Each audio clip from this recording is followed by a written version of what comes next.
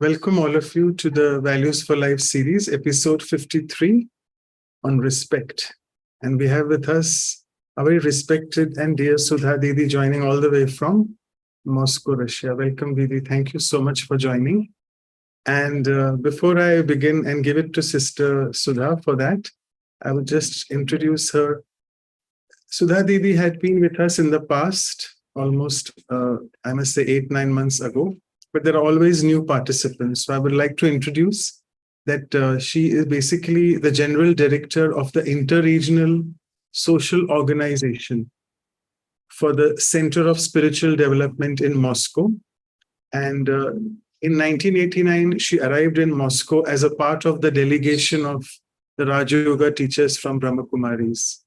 And also she basically professionally, she's a student from the University of Delhi and has postgraduated in natural science and also graduated in pedagogy. And since 1976, it's been almost 46 years now that she's dedicated herself to the noble goal of serving humanity. And she herself has been practicing Raj Yoga meditation for over 50 years now. She's also written a book in Russian. It's called Unending Treasures, a collection of virtues, that has become a bestseller. And also she's a co-author for one of the popular manual for teachers and psychologists. And the book is named Moral Values. And just to complete the list, her name is also going to be included in the encyclopedia called The World of Women, which is dedicated to the famous female leaders in Russia whose activities marked the 3rd millennium recently. So with all this, I would now, as always, begin. I'm doing something new this time. The poem for the speaker and the respect I've tried to club together. So bear with me for that. So Sudha Didi serves in Moscow with her divine spiritual culture, inspiring us to respect oneself, to develop our inner architecture. So let's not have disrespect for anyone in the coming future. And that's why today she'll be guiding us on in today's lecture. Giving respect indeed should be everyone's gesture, because in life we need each other's support at every juncture. Each one of us is indeed an energy, a divine creature. Let's take care of each other and develop a future. Remain stable and not fragile. Being on the elevated seat of self-respect is indeed my future. We'll be discussing that in detail today. Maya creeps stealthily, destroying my inner calm like a vulture. But with divine wisdom, I can now face it, being spiritually mature. Because what I feel is I'm a spiritually mature person, very closely in hand, it goes with developing your spiritual culture and respecting oneself and others. So with this brief introduction and poem, I would request Claudia's sister to formally welcome Sudha Didi. Flowers. Yeah, over to you. Om Shanti, good morning from Vancouver. Good evening for you. Om Shanti. It is so nice to have you again with us. We really enjoy when you are speaking to us. So, and the subject is quite important subject that we are looking for, because I always think that the respect nowadays is so low. Yeah. So because the self-respect is low as well. So when the one has self-respect, they always respect others. So that's what we see in humanity nowadays, is the lack of self-respect, and also, of course, the lack of respect to others. So I'd like to welcome you with a nice bouquet of flowers, and then please receive our love. Beautifully, thank you. On the Zoom, but this is all love from us, all of us, all over the world. Wow, lovely. All over the world, people are really looking forward to hear from you. Thank Thank you. Thank you, Sister Claudia. Thank you. How is everyone in Vancouver? Good, good. Yes, Good. everything good. Yes. Good. Okay. Thank you so much. Thank And you. thank you, Manoj Bhai. And I am seeing also Dr. Ashok Mehta and some others. I don't know all of them, but thank you so much for giving me this opportunity to be with all of you, though through the screen. Hope to see and meet maybe in Madhuban in February, in March maybe. And so thank you once again. Thank you very much, Manoj Bhai, for your poem.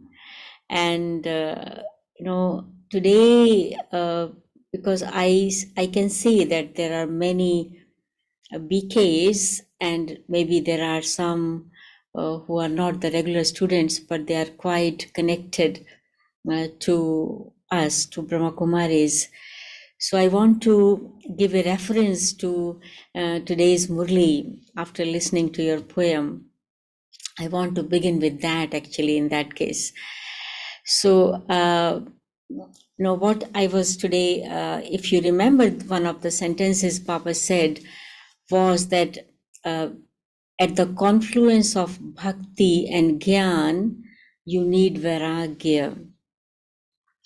It was a very deep, sentence, phrase from Baba. And before that, Baba said that bhakti and the kingdom of Ravan, both the things take you to a downfall. And you do the maximum bhakti, and then you get the gyan. So if after bhakti the soul comes down and down and down, that if we did the most bhakti, we fall down the maximum. But to come from bhakti to gyan, Baba said you need vairagya. So the question was, where vairagya for what? So what I understood is vairagya for ego, for pride. Because the more a person falls, the more egoistic he becomes. This ego and pride, actually, it is a sign of impurity in the soul. Why bhakti leads to fall? Because in bhakti, the understanding given is that man is, liable to make mistakes and errors and so on, and the divine will forgive you.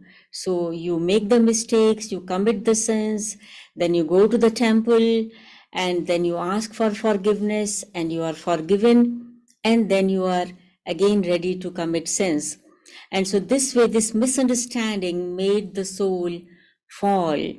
And the more the soul, became impure, the more Ravan, impurity in the form of ego, became like the main personality character, main trait of the human being.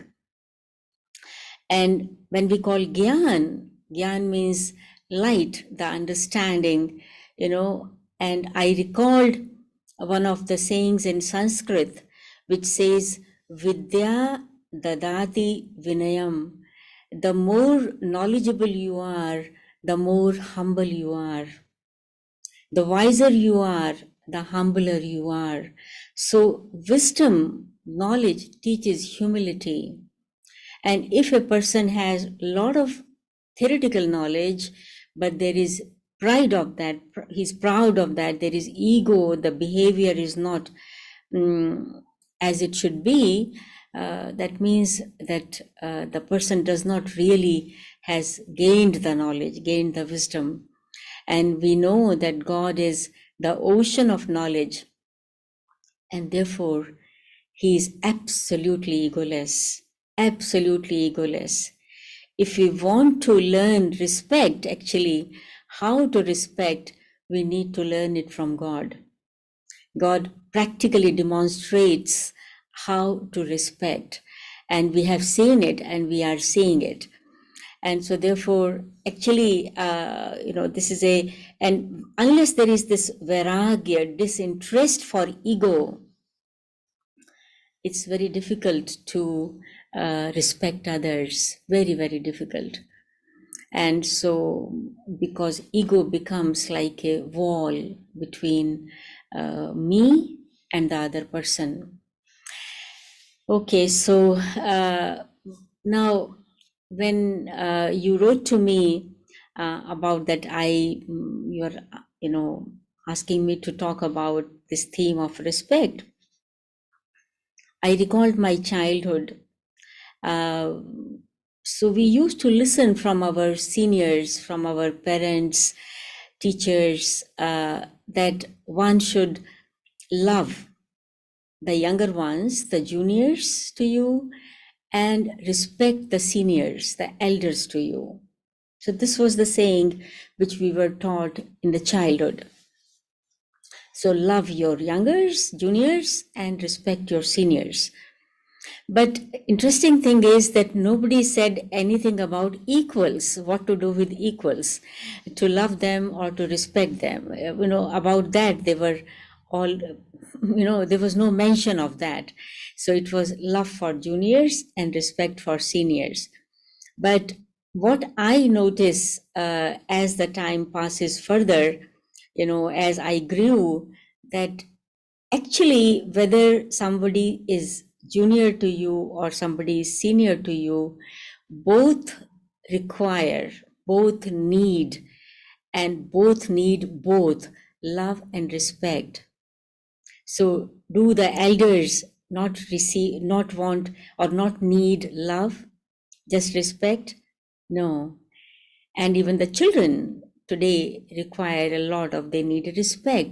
If we want children to respect us, our juniors to respect us, it's very, very important to respect them, because by just setting an example in front of them, we can teach them. So what I think is that we need to respect all, as Manoj Bhai, you said in your poem, that we need to respect everyone, whether somebody is junior to me or senior to me or whatever. And when we talk about elders, the respecting the elders, the question comes, who is elder? What is the definition of elder one? So somebody can be older to me in age, of course, I need to respect that person. But somebody may be not older in age, but still is older in experience. Maybe in experience in this or that field, the experience which I do not have. So that person is still will be called elder to me. So I need to respect that person. Somebody will be called elder because the status of that person, whether it is a Lockic status, but if the status is higher than me, I need to respect that. People say that it is respecting the chair, but it is to be done. This is the etiquette, this is the manner. If somebody is higher in status, maybe younger in age, but I still need to respect that person. Talent, somebody has that talent which I don't have. So I respect that person. That person is elder to me in that talent. I remember once Brother Jagdish was conducting a class on the theme. He mentioned 11 types of elders.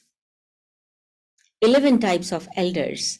And he gave one very good example. And he said, for example, there is a,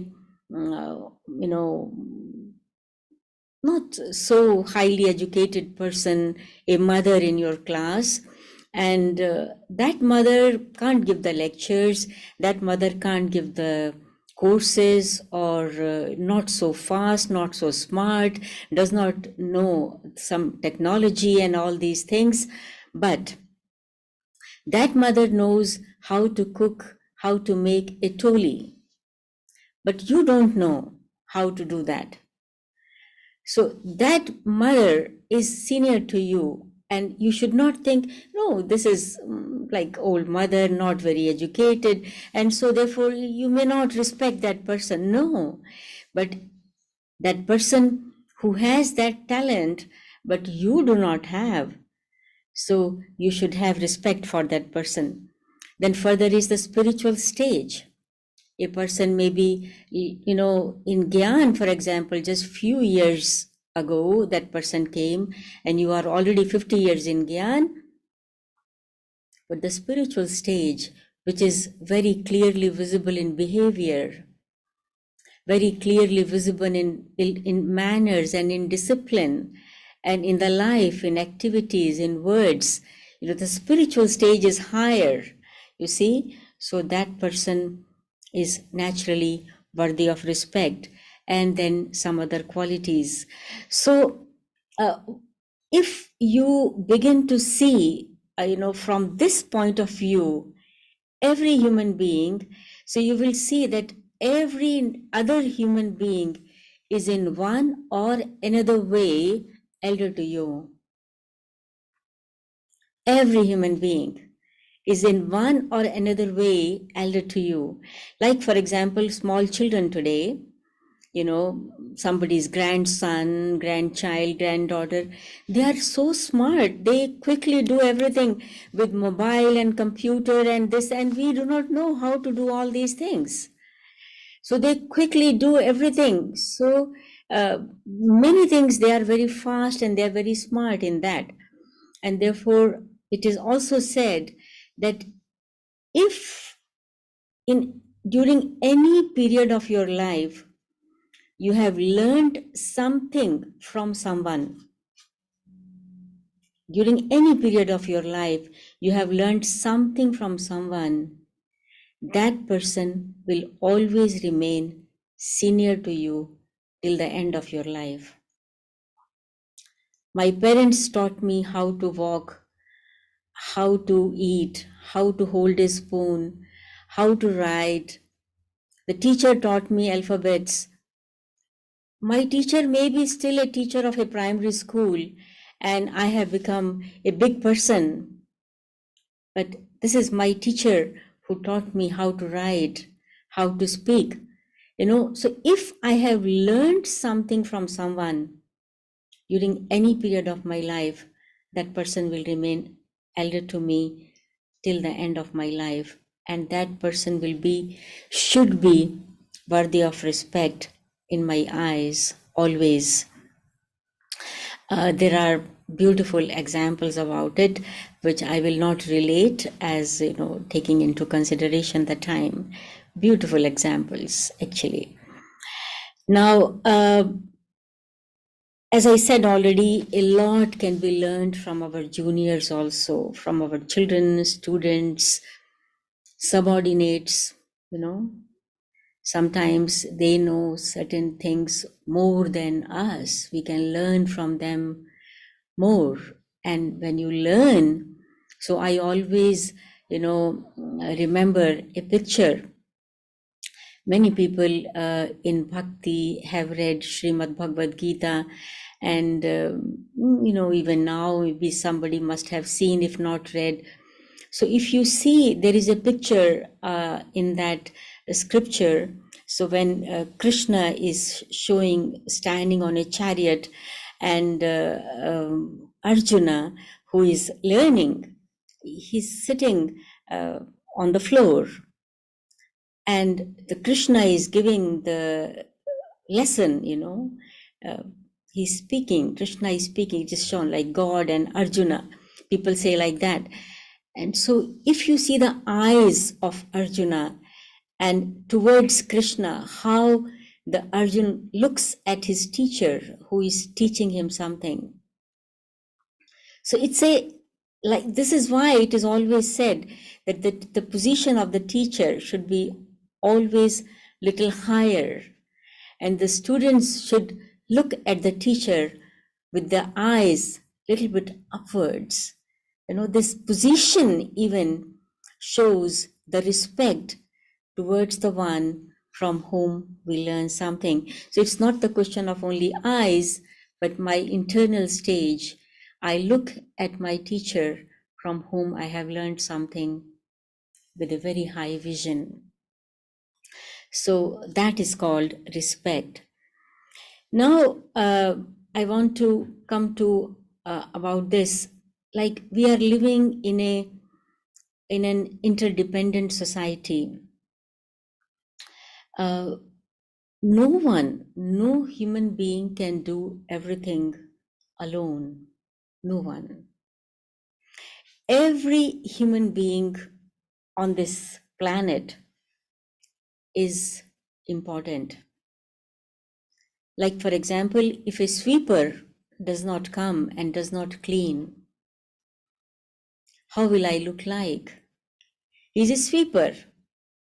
My position is I am a top manager of a big firm, but there has to be respect for that sweeper. For a farmer who is growing crops for us, for the cook, for the laundryman, for the person who is cleaning utensils, and so on. And this is why I remember when the owner of one of the big firms in Hyderabad came to Dadi Prakashmani, and asked how everything is managed in your organization. And Dadi said, because we are a family, we love each other. Here we don't work only with our hands and heads. Here we work together with our hands, heads, and hearts. We love each other, we respect each other, we respect each other's role, each other's labor, each other's hard work. And somebody may be cooking, somebody may be serving, somebody may be cleaning, somebody may be washing, somebody may be giving lecture, but each one is equally important. And this is what Baba used to say, whether you have to do bhashan, lecture, or clean, basan, you have to clean utensils, both are equally important activities. It's not that bhashan is important and cleaning basan is less important. No, both are equally important activities. And therefore, it comes like love and respect for every human being, whatever role they may be playing, because without that, life will not be easy.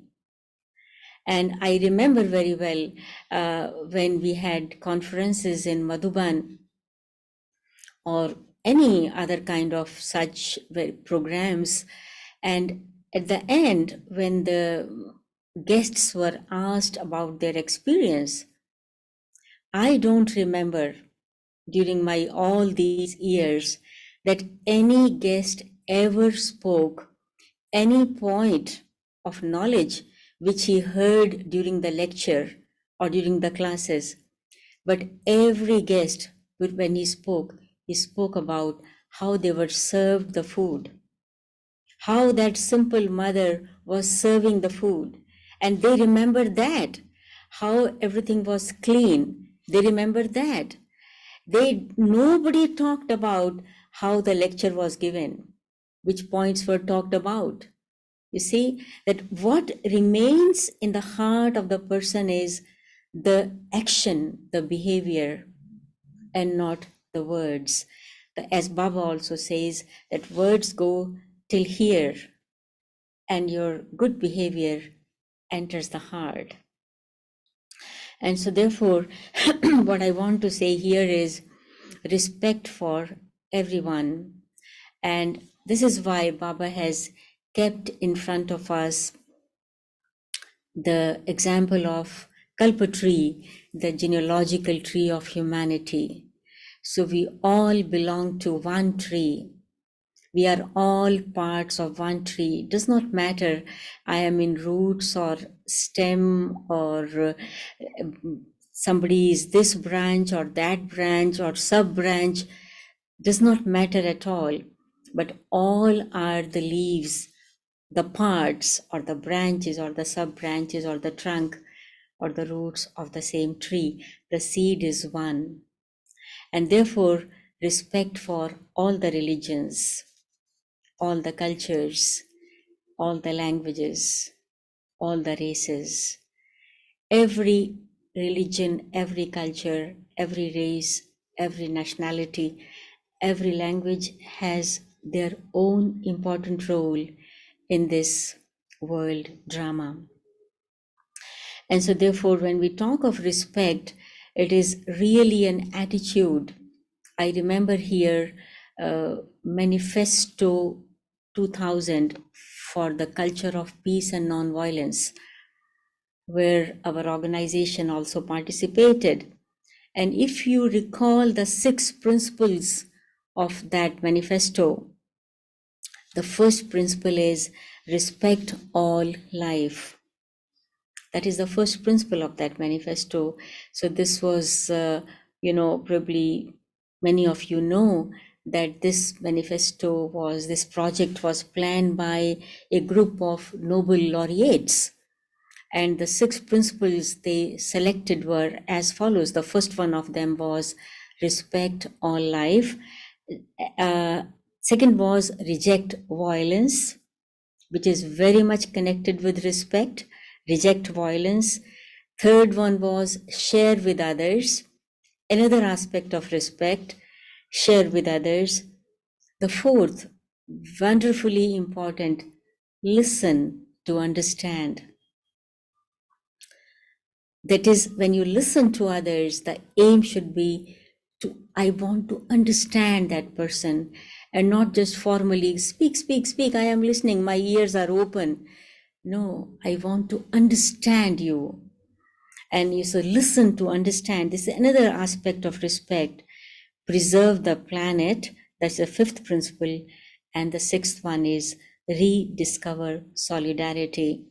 And so actually all these 6 principles talk about respect. But as Sister Claudia said, that today we don't find people respecting each other, though year 2000 finished. It was this culture of peace and non-violence. It was a decade celebrated from 2000 to 2010. But what we see, the scene in the world, it is very clear in front of us. So why these 6 principles actually have not become the part of the human life? Here Baba, God, opens the secret, about which also Sister Claudia mentioned, that is called self-respect. And we need to very well understand here what is self-respect. Actually, self-respect in itself is a very big theme. And swaman, and which comes to samman, respect. So I just want to elaborate a little bit on this theme of swaman. So swa or self is the soul, respecting the self, the soul. And respecting means I want to, first of all, understand myself. I want to, respecting is understanding. I listen to the voice of my conscience. So one of the principles of manifesto is listen to understand. I listen to the voice of my conscience. I do not try to deceive me, cheat me. I want to understand me. I want to know who am I at present. One is I understand my original nature, my original beauty. But another is I understand myself now as I am now at this moment. I understand myself, I accept myself. I don't reject, I am not violent against myself too. I accept myself with my weaknesses and with my strength. I know I am this. And then after that, respecting the self means I begin to work with myself, realizing the importance of my original beauty, my original values. I do not want to lose them. I want to regain them because that original beauty makes the world beautiful. We all want the world to become beautiful, and so I need to regain that my original beauty. But at the same time, I am accepting myself as I am now. Then I will be able to love myself, and lovingly, I will be able to work with my mind, with my intellect, with my sanskars, with my habits. I will be able to regain my values about which probably I forgot during this world drama cycle. And God reminded me that originally you are this. And secondly, respecting the self also means that I take care of myself in the sense that I take care of the food, what I am feeding with, which kind of information I am putting in myself, in my mind, in my intellect, how much healthy food I am feeding my mind and my intellect with. I take care of myself because respecting is also means caring. So I begin to care for myself, and so the more I respect myself, accept myself, work with myself, the more I take care of myself, I become stronger. And its strength gives me the ability to accept each others as they are, respect others, and encourage them to regain their original beauty. So, but it starts from the self. During the manifesto, nobody talked about self-respect. It was respect all life, right? But first of all, respect yourself, the soul. And unless it will happen, that cannot become a reality. All the things just remain on the paper. So when we talk of self-respect, we start with respecting the soul. And then comes respecting the body, through which the soul expresses the self. The body is the temple of the soul. The soul is the living image in this temple. So taking care of the body, not because of attachment, but because the soul will express through this body. The soul will be able to serve through this body. If the body is sick, the soul will have to take service from others. If I take care of the body and it remains healthy and clean, and it can be, it can serve others. I think when we talk of respect, it also means readiness to serve. I'm ready to serve. Humility and service, these two terms go together. So taking care of the body is also actually very, very important. And then the third thing comes is the home, physical home, where I, the soul, with the body, Jivatma, live, my residence. So body is the temple for the soul, but the residence, my place of residence, is the temple for both soul and body. So respecting the self also means taking care of that place of residence. where the soul and body live together, because that becomes the temple for me, the soul in the body.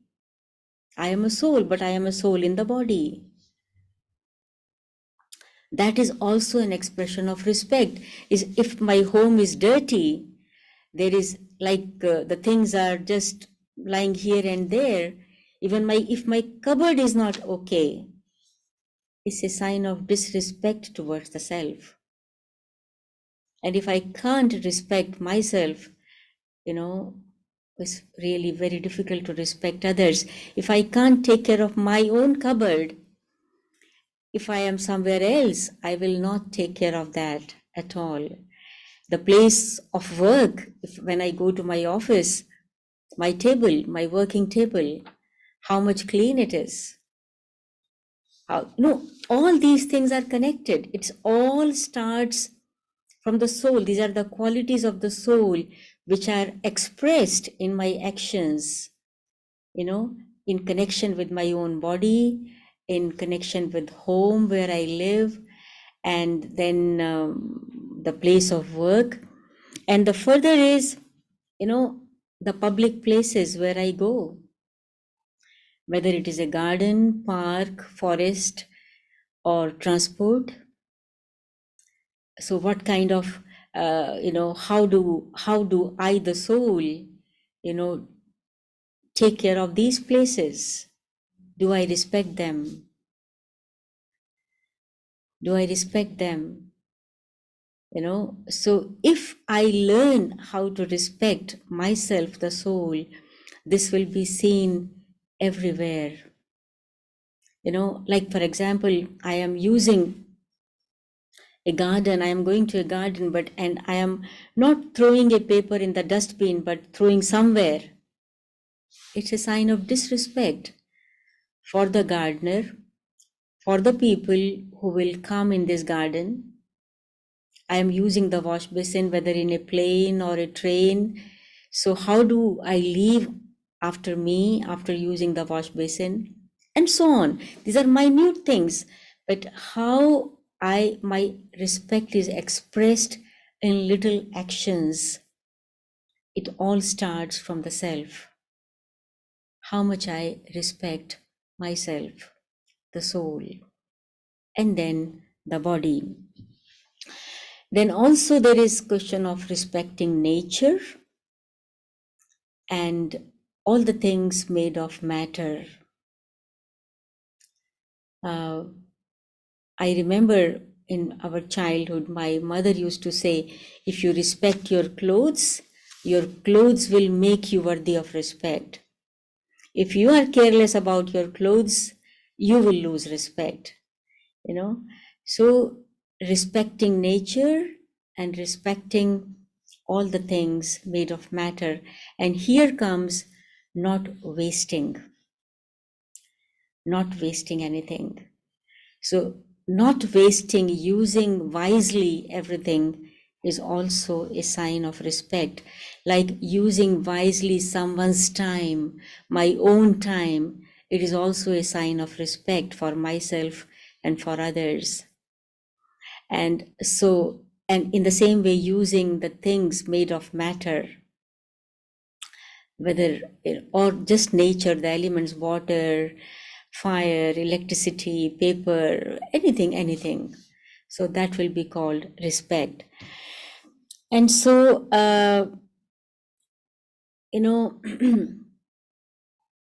when the soul forgets the self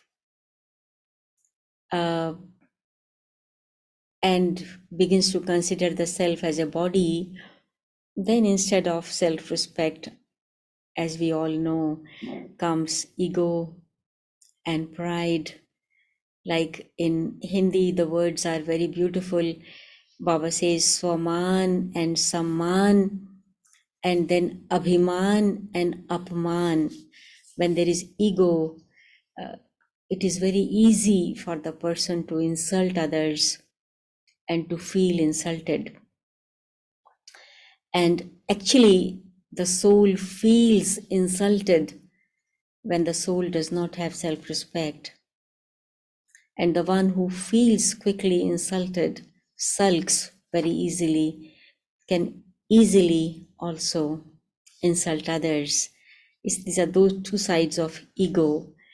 And so this is why Baba says that begin to respect the self and learn it actually from God. When God comes in this world, God does not forget who He is, from where He is, and what is the purpose of His coming here, and how God talks to the children, how God behaves, with what vision He looks at His children. So if we want to really learn respect, we need to learn from God. And so therefore, the last thing which I would like to say is our signs of respect, which we were taught very much in our childhood, that if a senior comes, and the senior is standing, senior in age or in whatever, you should stand up, not keep sitting. If in transport some elderly people enter, give that person the seat to sit. Many such things which show that we have learned this. We are cultured, civilized people, and we have learned good manners. So, and respect is one of the good manners which is expressed in our behavior. So I think that I will finish here. And if now any questions, you are most welcome. So amazing. Thank you so much, Sudha Didi. I mean, it was like a very new perspective which you showed about respecting all those small, small things in life.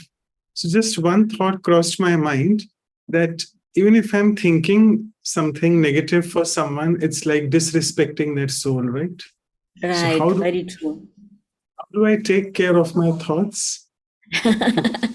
Yes, and this is what we are learning every day, that creating negative thoughts in my mind for someone, of course, is disrespecting that soul.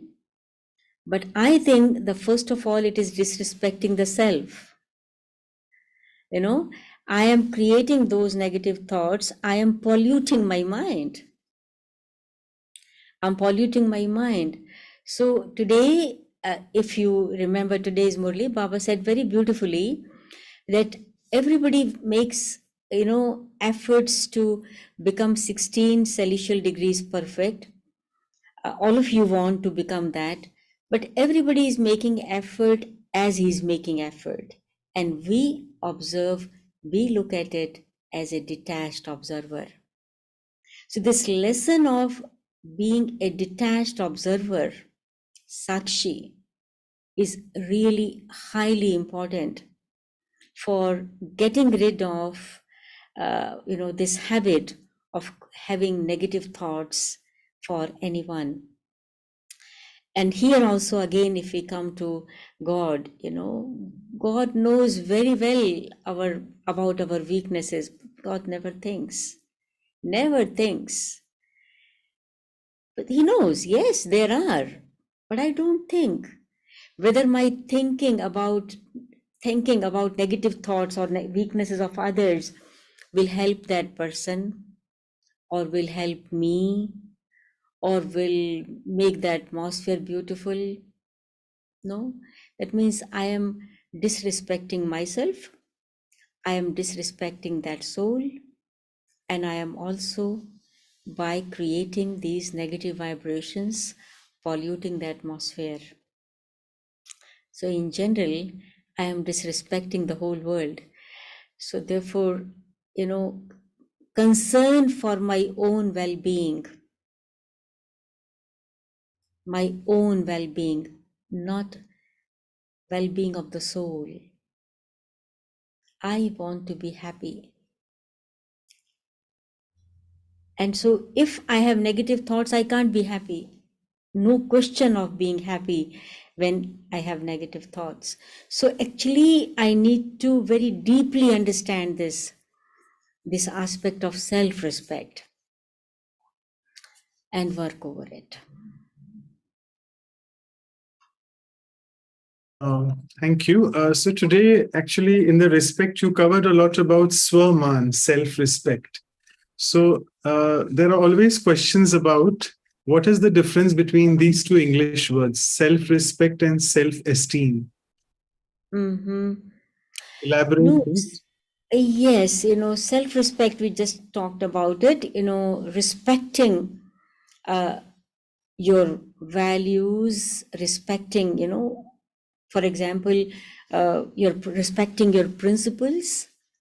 Like we talk about Brahma Baba, that he had business with the kings of that time, and they used to take all kind of food and so on. But Brahma Baba Dada Lekraj was he respected his principles. And so business goes or not, but my principles should be maintained. So that is called self-respect.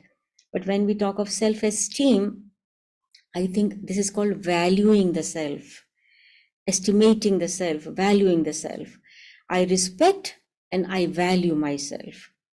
This is what I understand. Maybe somebody thinks in a different way, but my understanding is this. Yeah, great. So at the same point, do you want to tell us where is this thin line between self-respect and ego? You explained about Abhiman and feeling Apman. So you want to elaborate something more as well on that? Baba's explained actually very well about it. The sign of ego is that the person will not be able to respect others, because this is impossible for an egoistic person to respect others. Therefore, when there is self-respect, there is definitely humility in behavior. Definitely. These two qualities, there is a balance, they go together, self-respect and humility. It can't be, like as Baba says, that a tree which is full of fruit, because it's full of fruit, is bowing. Humility. And by bowing down, its value does not reduce. And so when there is self-respect, there is humility in behavior. And it is visible everywhere, in every aspect of life, with whomsoever we come in connection. With whomsoever.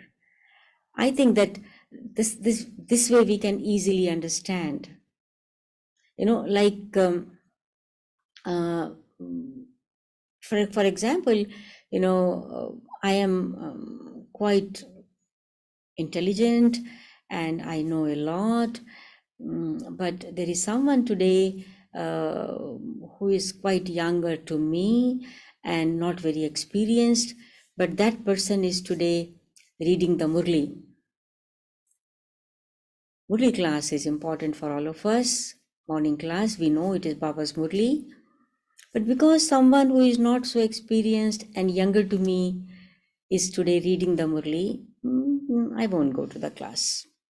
I will sit down at home and read the Murli myself. Because that person does not have that experience. So I forgot that this is Baba's Murli. I forgot that principle, that discipline of a godly student. I kept that person in front of me that is younger to me, less experienced, less wise, and so on. This is called ego. But if I am still, because it is Baba's Murli, no matter who is reading, it's Baba's Murli. I go to the class. I sit as a student. Didiman Mohini, we know that she was elder in age to Dadi Prakashmani. Dari Prakash Muni used to read the Murli, and Didi used to sit in the class with a diary and pen every day. She was the first student, and she used to note the points. This is called self-respect and respect for others. But when there is ego, then the question comes, that person is status, position, experience, so actually this is body consciousness which disturbs. Amazing examples you gave. And someone in the chat box is asking a very practical question that he's working in the office and he's saying my subordinates and even my boss don't respect my decisions. So it doesn't bother him that the boss is not respecting him, but his subordinates and someone lower and colleagues also don't respect him for his decisions. So what do I do to make them listen to me and respect my decisions? Yes. So, this desire that they should listen to me is the sign of ego. And this is why they are not respecting. And so the person should himself start respecting the subordinates. He should ask them, what is their opinion? What is their opinion? It seems that the person tries to, bound them with his decision and does not want to listen to them. And one of the principles of respect is listen to understand, listen to others also. A good leader always listens to the opinions of others, always. And the boss wants to put his decision on others. This is the difference between leader and boss. And so therefore, that person who has written this question, let him ask, who is he, leader or boss? And so whether he wants to listen to the opinion of others, this is very important actually. Right, great. So a few weeks ago, we had an episode on regard. So do you want to tell us, is there any difference between regard and respect? Don't know. I can't say much about it. For me, it's almost like a synonym. Fine, sure. Thank you for being so honest. Okay, so we move on to another a very nice proverb which I found. I just wanted your explanation on this. That it's written about 4 values. You told us about those 6 principles of the manifesto. So it said that honesty is appreciated, trust is gained, loyalty is returned, but respect is earned. So what is the meaning of I have to earn respect? It is not to be sort of gained, it is to be earned. Yeah. Earned, very true, very, very true. You really need to be an example. What you say, you should be true to your words. If I tell others to be on time and I am always late, you see, I can't get, maybe people will respect me on my face, but internally not. They will not. If I tell others not to get angry, but I myself get angry, so I need to be an example. And to gain respect also means that like that brother or sister asked the question, that subordinates don't respect him. So how much he is true to his words, that soul. We all know the example of Mahatma Gandhi, that when that mother came with the child to Mahatma Gandhi, that the child eats a lot of sweets, sugar, and does not listen to the mother, and this sugar is harming the child. And so when she requested Mahatma Gandhi, considering him to be a great soul, that whether probably his words will affect the child, and Mahatma Gandhi said, okay, I will talk to your child, but come to me after a week. And so mother came after a week, and Mahatma Gandhi just said a couple of sentences. Look, don't take so much because it is not good for you. Look, this is doing this, this is doing that. And simple things, what the mother was saying during all these years. And the child agreed. And the mother was surprised that how is it that so simple things which I am also been talking to the child but does not enter his intellect, and Mahatma Gandhi's words, simple words, worked. But more surprising for her was, why could Mahatma Gandhi not say these words a week ago? Because she lived quite far and she had to come again, go all the way and so on. So she thanked Mahatma Gandhi, but at the same time asked this question, why he didn't say this a week ago? And Mahatma Gandhi said, I could not, because a week ago I myself ate a lot of sweets. And during this week, I have left this habit. And so now when I say to this child, this comes not from here, but from my heart. And so therefore, these words work. And so therefore, respect comes when you are an example. And then your words have that strength, that power, and which definitely enter the heart, and they make you respect worthy. Right. So, in order to gain respect from other people, I need to be true to my words. Fantastic. Right. Yeah. Another question which is there in someone's mind is, you spoke about respecting time. So, the question is that there are one or two souls in the office. They really take a lot of my time, he's saying, and they are very expansive. I tell them, tell me in bullet points. Even Dr. Mehta has that habit, because Pooja's sister used to share, who was her personal secretary quite a few years ago. So he used to tell, I think you can ask it later, maybe Dr. Mehta, that you have to respect someone's time. You can't be so expansive. So speak in bullet points, but I mean, it's okay, we can directly tell them, but the soul is asking that I do respect them a lot, the people who are in front of me. So without being rude, how can I just tell them that please respect my time and don't take so much of my time? Don't be expansive, be essential. So how do I do that? Mm-hmm. You know what I do? What I do is, I generally, when I know that somebody has the habit of, expanding unnecessarily and so on, so, and the person wants to talk, so I say that how much time you want, how much time you need for that.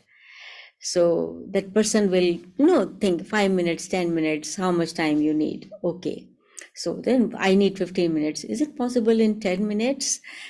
Okay, 10 minutes. So, so, you just need to try to make that person understand this. And so that person, or sometimes I use another method, that I tell that person, if the person has come to me with some questions, like, and elaborating them, all details, unnecessary details. So I say, just imagine that somebody has come to you with these questions, and you need to answer that person. What answer you will give? Think about it. So very often people come, with the very beautiful answers, because everybody has intellect and everybody can think, but when they are lost in their questions and problems, they are not able to find the answers, and they think that there is somebody who will resolve the problem. So let me go to that person.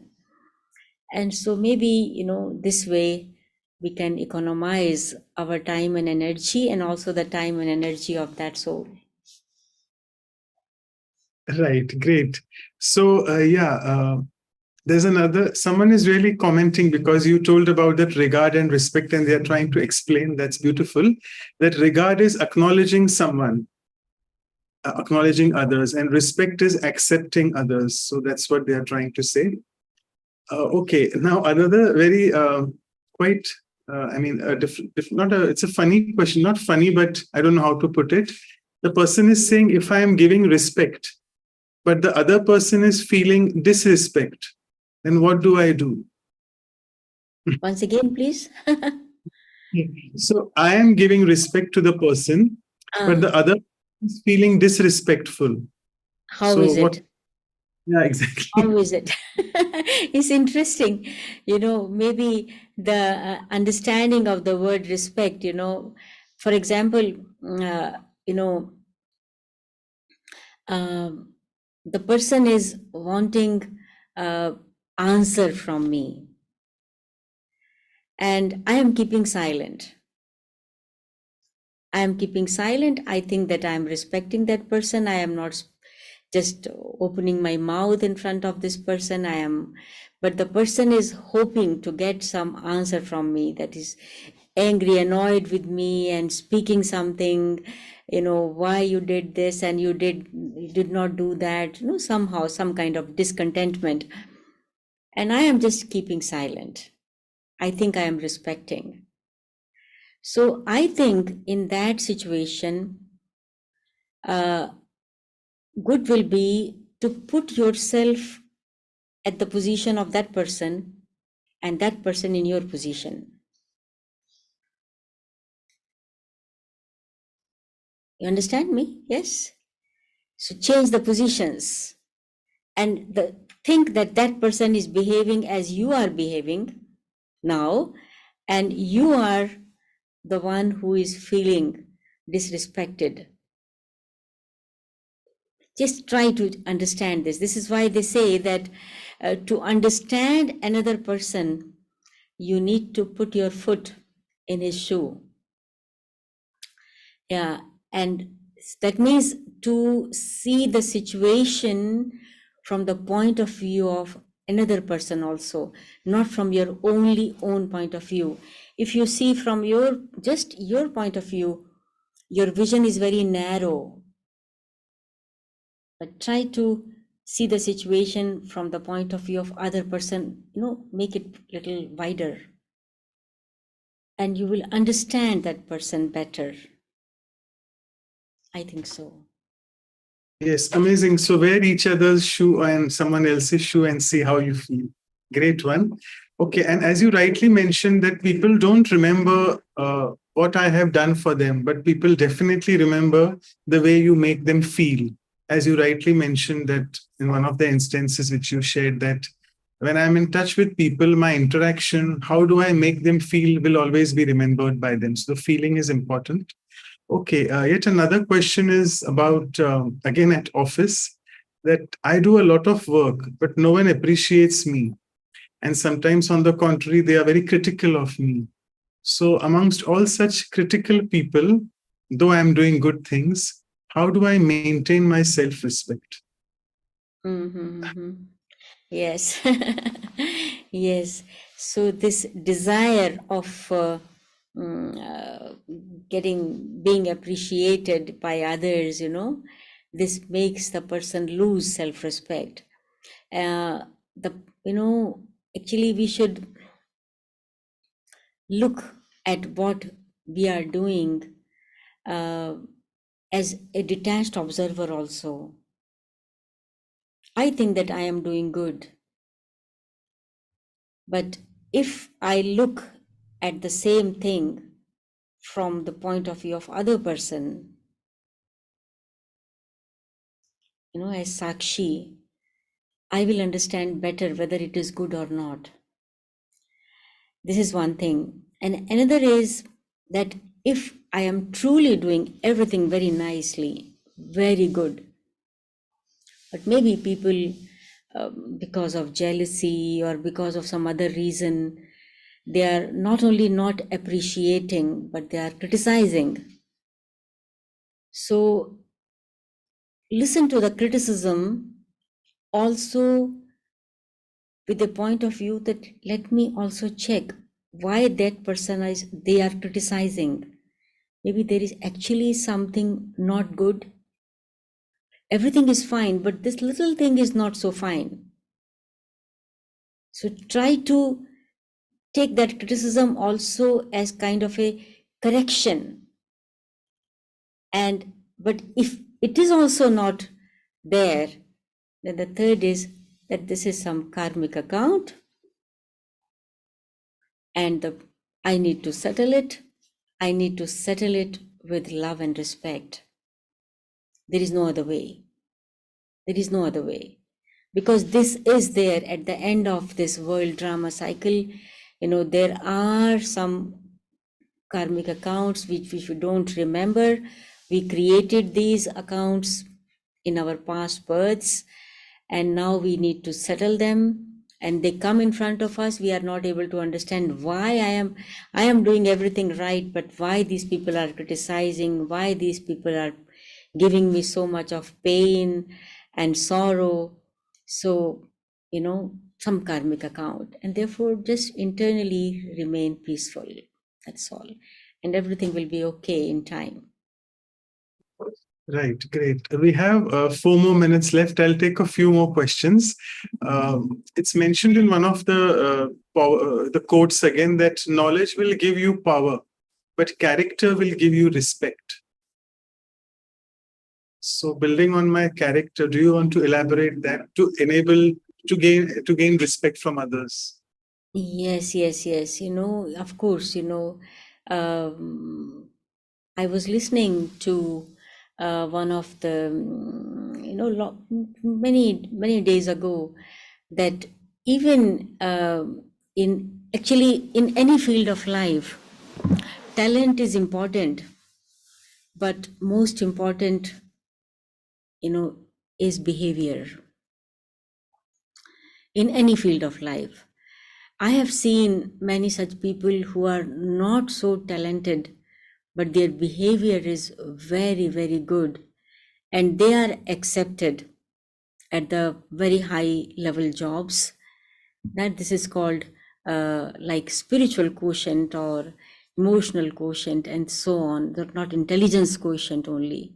So when we talk of character, so character is visible in our behavior, in our interaction with others.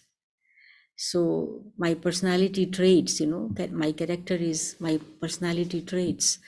So therefore, I think that actually I need to pay a lot of attention to it. And this is why Baba not only gives us the knowledge of soul and supreme soul and world drama, as Baba told today also, he gives the knowledge of karma, what is good, what is bad, and how to do the charity, do good actions. Because I think that when we talk of character, it also includes that we do something for others selflessly, that we don't live only for ourselves. We do something for others. Helping attitude is very important. I may be a very talented person, but I am so much busy with my things that I just don't even smile at other person. Dadi Janki used to say to say to us, I remember very well, that when we had some meetings, we going with our papers and files here and there. So and somebody will be standing on the way, just smiling, saying Om Shanti, and Dadi would observe that how we are fastly passing by, running towards the hall where we have the meeting. Dadi said, why you are running? You even forget to smile. Look, the people are wanting to smile. Smile at them. So how much time it takes you to smile? Sometimes it really so happens we are so much engaged with our own things, so much we are localized, that we forget that there are here and there people also. So just when you enter your office, say hello, good morning, smile. All these things make you a person with a pleasant personality, pleasant character, then you are definitely respected.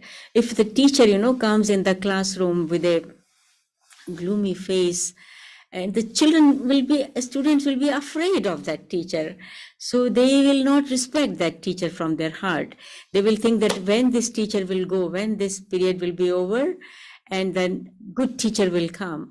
So if a teacher has smile on the face and sparkling with that, so everybody feels comfortable, and they truly begin to respect. This is also an important aspect of character.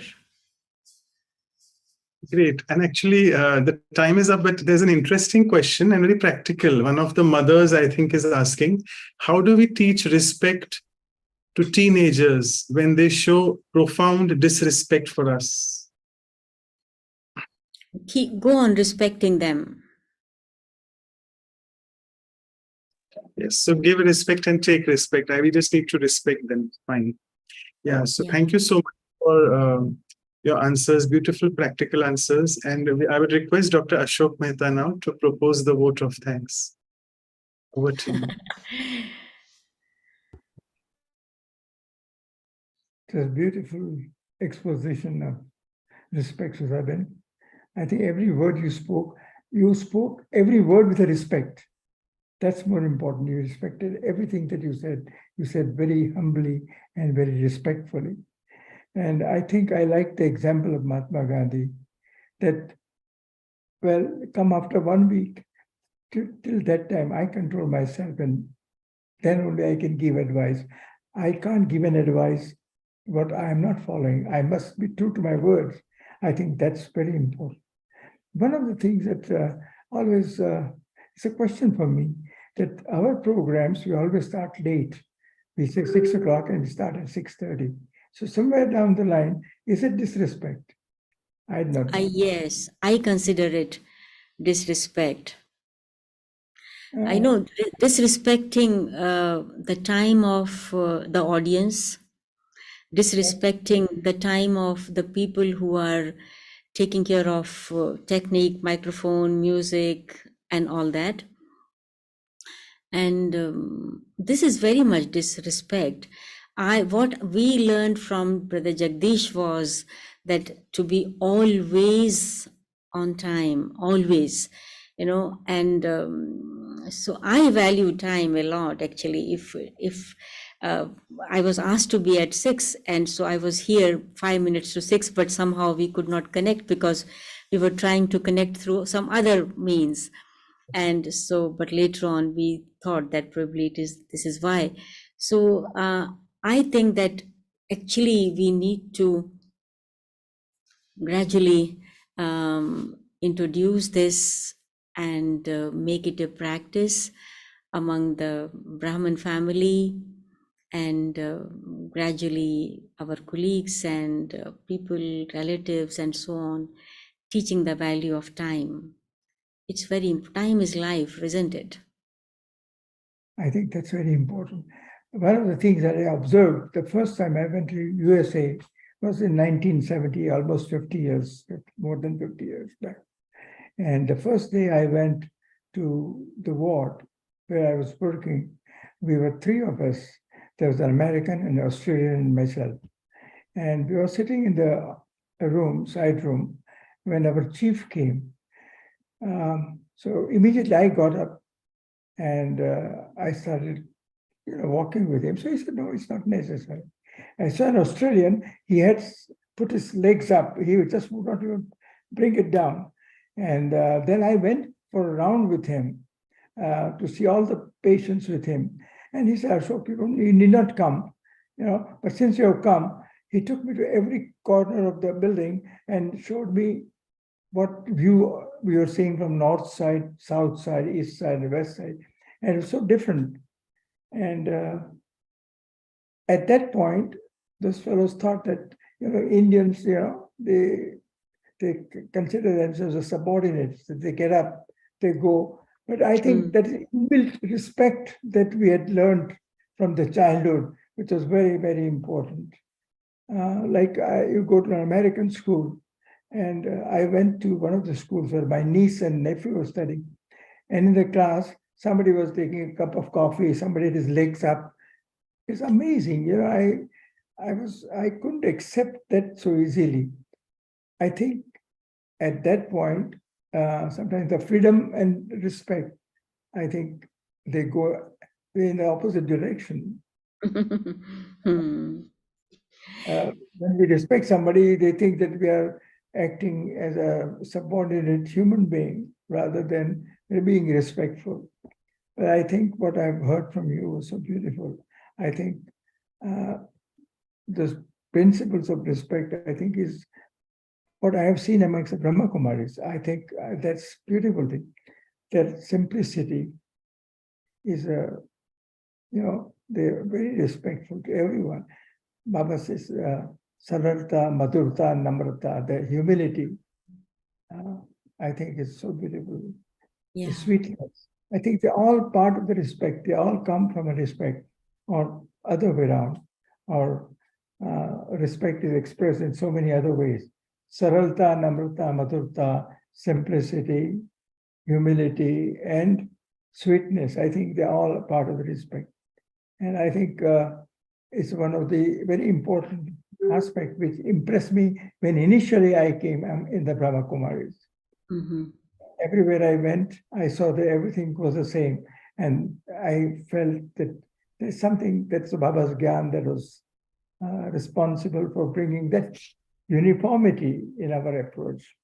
Mm-hmm. I think respect is almost ingrained amongst the most of the kids. And that's what we all learn. And that I can see in you too. Such a Thank pleasure you. listening to you. Thank you very much for sharing your. Thank you. Thank you very Thank much. thank you, Dr. Mehta, and thank you, Sudha Didi, as well. So before we go on to the closing meditation, can I request Anu's sister to do the quick announcements? Yes, thank you, Manoj brother. Really amazing and profound discussion and pointers that we all can take. And the foundation is selfless. And I love it, Dr. Mehta, for bringing that up, that, yeah, maybe that's the sentiment a lot of us feel, because it's humility and respect, not anything else. So our next session is the values workshop on respect, as we always do after 1 week. And we will have experiential exercises, first hour on respect, and then the insightful talk and meditation once again from Brother Bill Simo. He is the national coordinating team, Brahma Kumaris Spain. He would be joined from that team. So he would be joining from Spain. It's happening on 3rd of December, Saturday, Pacific West Coast time, 6:30 a.m. and 8 p.m. India time, 8 to 10 p.m. So please note and join. And the next session on Values for Life series is episode 54 on freedom, Swatantrata. And for that, we'll have bonus.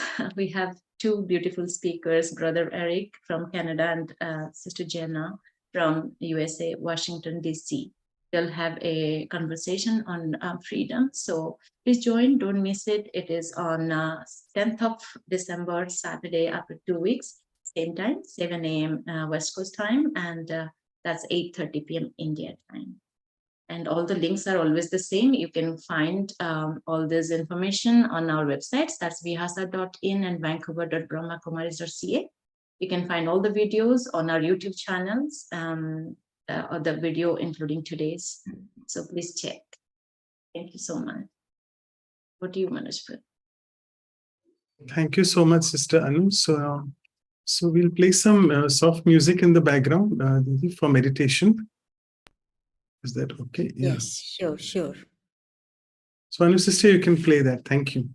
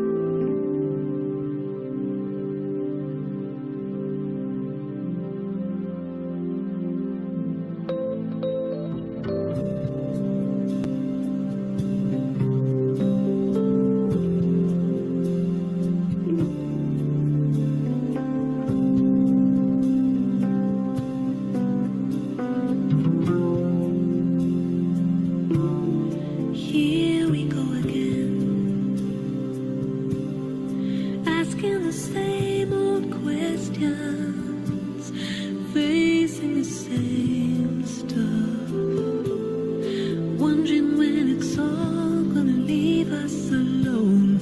And here we go again, denying we ever knew the truth. We'll blame is the disease that separates you from love. And when you're down and formless as a cloud, drifting out to sea, stay with the deep, stay with the deep, stay with the deepest part of you.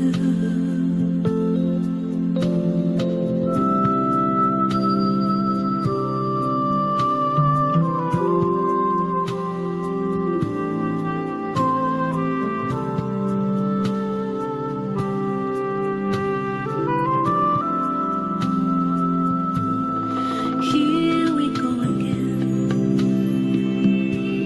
remembering why we're here, aching in the soul, and finding a place to rest our head. And here it comes again, denying we ever felt a thing. Well, life is a disease that separates you from God. And when you're down and formless as a cloud, drifting out to sea, stay with the deep, stay with the deep. When you're down and formless as a cloud, trying to be free, stay with the deep, stay with the deep, stay with the deepest part of you.